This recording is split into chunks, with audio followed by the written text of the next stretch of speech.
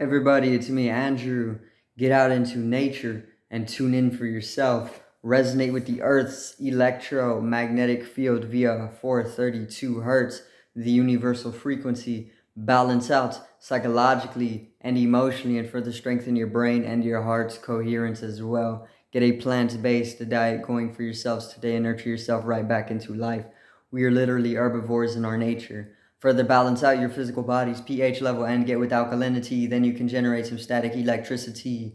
Send me some love telepathically. Set attention to your mind and set intention to communicate. That is all there is to telepathy. You are now tuning in to Great Days. So this morning I'm gonna talk very briefly, very smallly on Shiva and Shakti.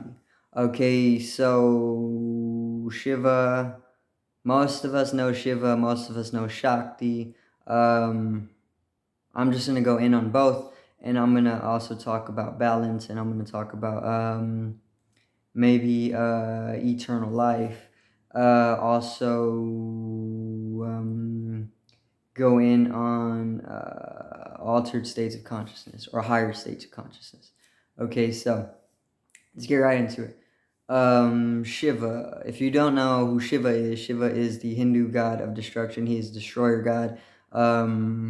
Shiva, you can see him pretty much most of the time in most pictures. He's portrayed as he's blue. You know, he has a third eye right here, vertical. He has a snake Vasuki around his neck. He has his right hand up, okay, signifying Maya.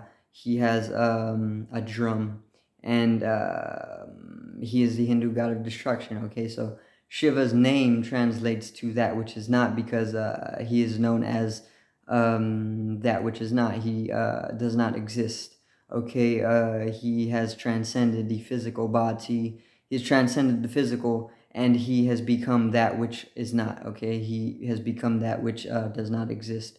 So Shiva, and he's a destruction god. He's a destroyer god because he's known to destroy who you think you are and allow you to bring a rebirth or recreation, renew yourself.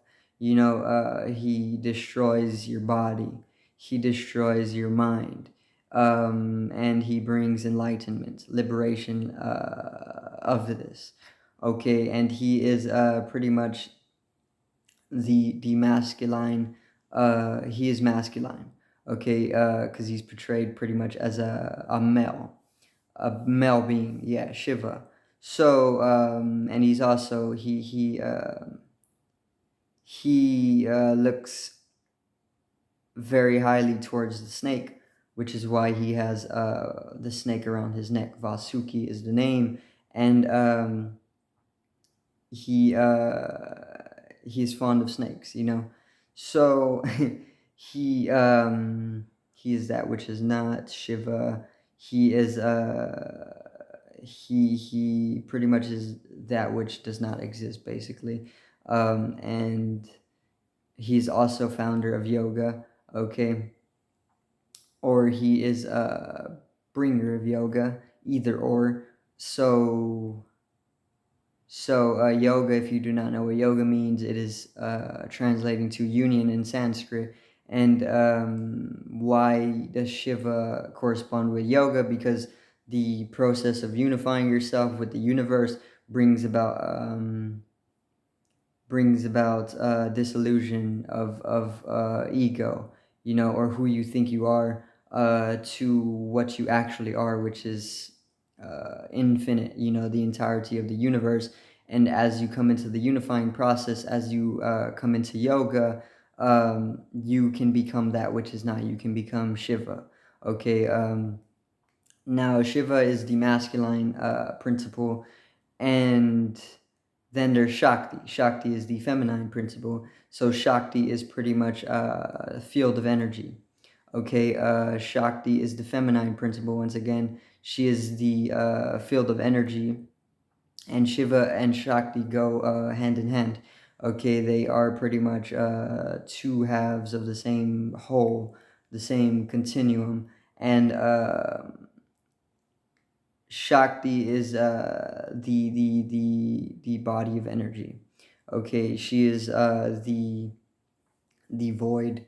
Okay, um, she is pretty much the the what Shiva can conjoin with.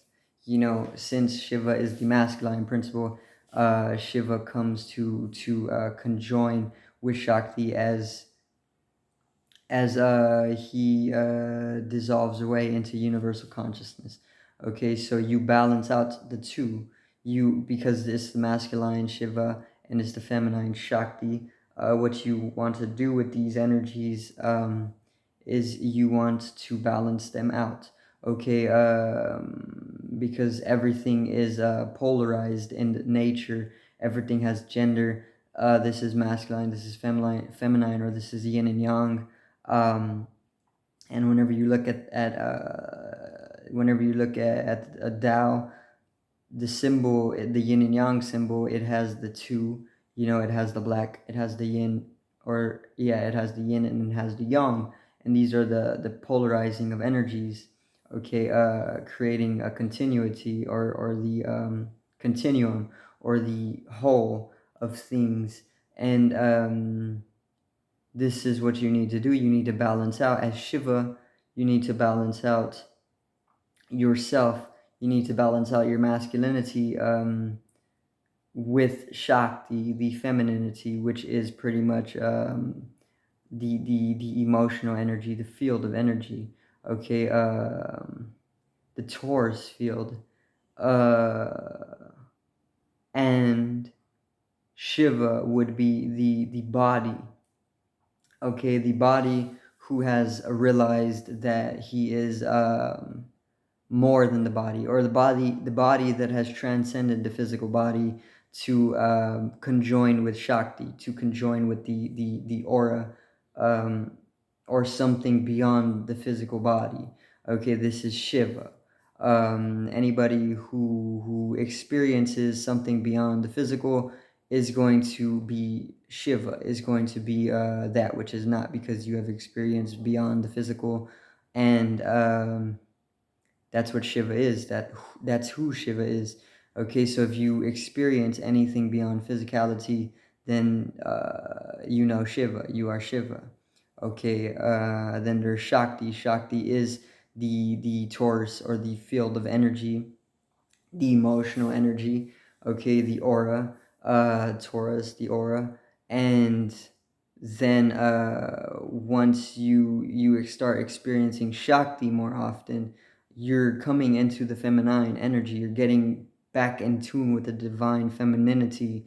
You know, we're not encapsulated to the physical body, because the physical body is just one dimension of our total being, when there's multiple dimensions. In fact, there's infinite dimensions. This is just the third dimension, but there's the fourth, there's the fifth, there's sixth, seventh, eighth, ninth, 10th, 11th, 12th, and there's a second, first, and then there's no dimension. This is void. Okay, so void is very important as well. But when it comes to dimension and conception, you want to understand that it's infinite in its nature. Okay, so you can keep going into the dimensions forever and ever and ever and ever. Okay, and void and dimension go hand in hand with each other. Dimension comes out of void, nothingness. Okay, is what void is, no thing. Dimension is something or something. Um, and once you start balancing the feminine energy, Shakti, the Taurus field, once you start experiencing this more, this means you're strengthening it, you're realizing it, you're raising your energy, and you're balancing it out with your physicality, which is the masculinity. Okay, and right now, currently, we are in the age of masculine energy, but we are coming out of the age of masculinity, and we are slowly coming back into the divine femininity, where we're going to be more disembodied as beings. And this is why the Great Awakening, because there's the rise of Kundalini energy on the earth. This is pretty much life force, and this is bringing us naturally to balance out as inhabitants if we've been deeply imbalanced globally. Okay, so if we are, for the majority, living masculine, living tied to the body, third dimensionally, we are going to start seeing more experience of Shakti, and we are going to start feeling her more often, and we're going to start balancing the two as we start to experience and feel Shakti more often. Okay, so what this means is that from the physical body, from your physical experience, identifying yourself as a physical being, and purely just physicality as experience, with the natural rise of Kundalini energy throughout the earth, we're going to start balancing out the masculine, which is pretty much the body, with the torus field or the aura. Okay, the emotional field or the energetical field. And and as we start to experience the emotional field more often, Shakti, as we start to experience something beyond the body, um, then we're slowly starting to come to know Shiva, which is that which is not. We're starting to understand who Shiva is. He is that which is not, destroyer God. He is a being who pretty much transcended the physical body in totality, and conjoined with Shakti, and balanced his energies out likewise, and became divine in that way, or was always divine. So as you start to go and experience Shakti, or fill out Shakti more, and become aware of Shakti, you're going to understand that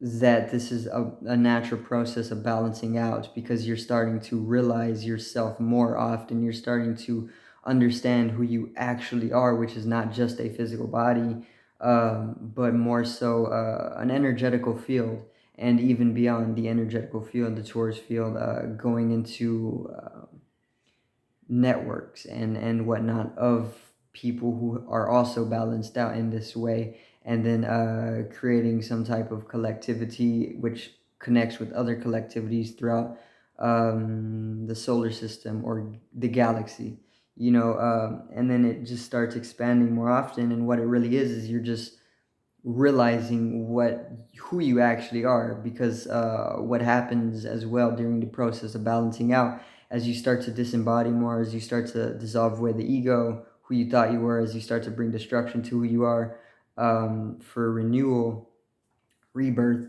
you are going to understand that everything is me. Okay, or everything is one, everything is just one. Okay, one organism, universe, one song. It's all harmonious, divine design. And since we are all one, everything is me. Then you can reach a state where you're you're indistinguishable from another person.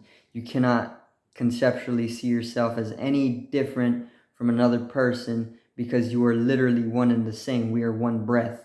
Okay, we are one pulse of heart. We are one field of energy, electromagnetic energy consciousness. And as you start balancing out, once again, as you start to dissolve away the ego, dissolve away the body and who you always thought you were to be,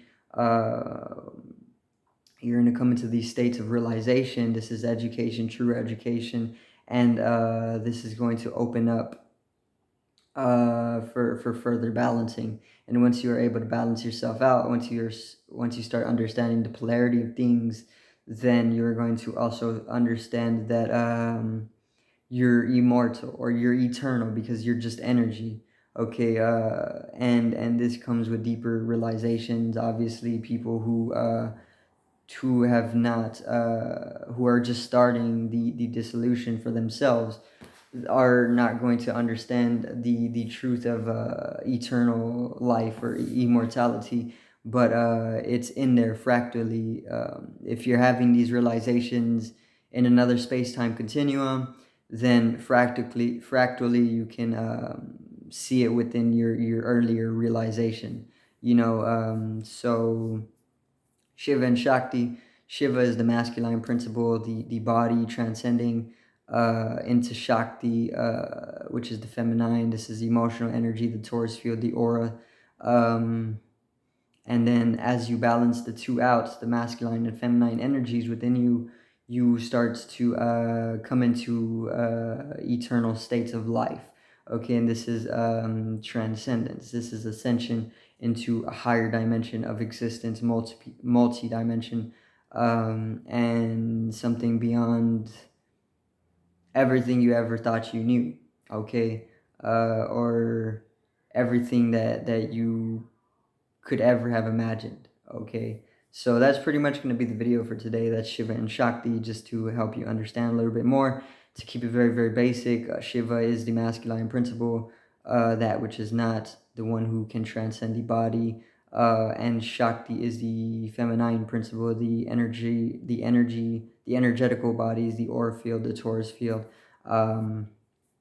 and emotional field. Okay, so that's going to be it for today's video. Once again, peace out, one love, generate some static electricity from the etheric body. Once again, have a great day.